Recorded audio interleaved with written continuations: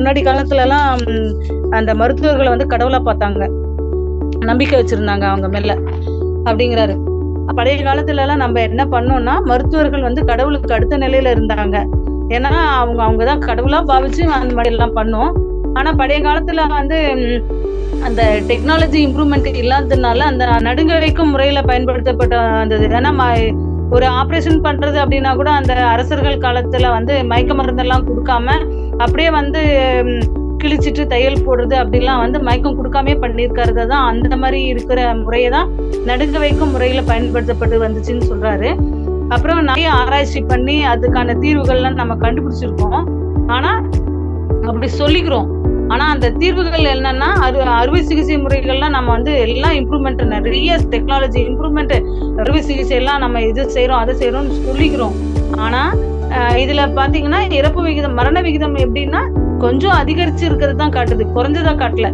நம்ம டெக்னாலஜில இம்ப்ரூவ் ஆயிருக்கோம், அப்புறம் மருத்துவ முறைகள் வளர்ந்துருக்குது, நிறைய மருத்துவர்கள் உருவாகி இருக்காங்க, மருந்துகள் நிறைய கண்டுபிடிக்கப்பட்டிருக்கு.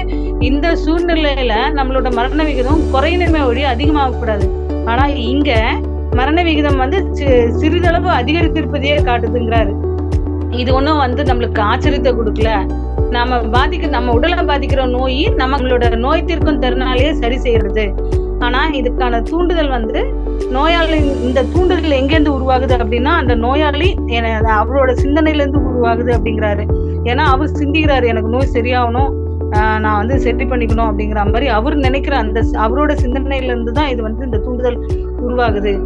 அப்புறமா வந்து இது வந்து தொழில்நுட்பம் மருத்துவத்தை சந்தைப்படுத்தி மருத்துவர்களை தொழில்நுட்பத்தை விற்பவர், அந்த இந்த மருந்தை சாப்பிடு, அந்த மருந்தை சாப்பிடு, இது நல்லா வேலை செய்யும் அப்படின்னு சொல்லிட்டு அந்த மருத்துவர்களும் வந்து அதை வந்து விற்பவரா மாறிட்டாங்க.